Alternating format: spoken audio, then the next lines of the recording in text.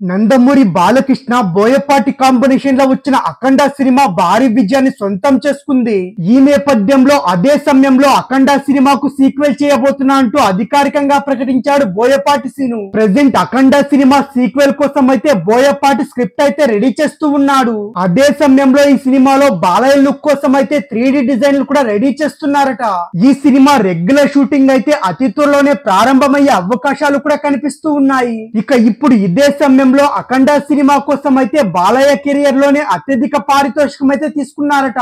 బాలకృష్ణ భగవంత్ కేసరి సినిమాతో పాటు ప్రస్తుతం చేస్తున్న బాబీ సినిమా కూడా కాస్త అటు ఇటుగా 20 కోట్ల పారితోషికం అయితే తీసుకున్నట్టు సమాచారం వచ్చింది. ఈ మొత్తం ఇండస్ట్రీలో చాలా మంది యువ హీరోల పారితోషికం కంటే తక్కువ. బాలయ్య అఖండ సినిమాతో పాటు భగవంత్ కేసరి సినిమాలు కూడా బాక్స్ ఆఫీస్ వద్ద సాలిడ్ వసూలు నమోదు చేసిన కారణంగానే తన రెమ్యునరేషన్ మొత్తం పెంచేసినట్టు తెలుస్తుంది. బాలయ్య తన తదుపరి సినిమా కోసం అయితే పారితోషికం అయితే 20 కోట్ల నుంచి 10 కోట్లు పెంచి అఖండ సినిమాకైతే 30 కోట్ల రూపాయలు అయితే రెమ్యునరేషన్ గా తీసుకోబోతున్నట్టు సమాచారం వచ్చింది.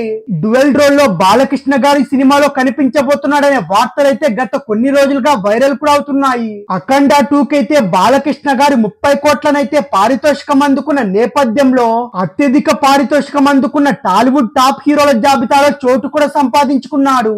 ఇంతకు ముందు వరకు నాని, రవితేజ గారి తర్వాత స్థానంలో ఉన్న బాలకృష్ణ గారు ఇప్పుడు వారినైతే క్రాస్ చేశారు. ఇక అఖండ 2 సైతం భారీ విజయాన్ని సొంతం చేసుకుని 100 కోట్ల వసూలు నమోదు చేస్తే రాబోయే రోజుల్లో బాలయ్య పారితోషికం అయితే 50 కోట్లు చేరినా ఆశ్చర్యపోవాల్సిన అవసరం లేదు.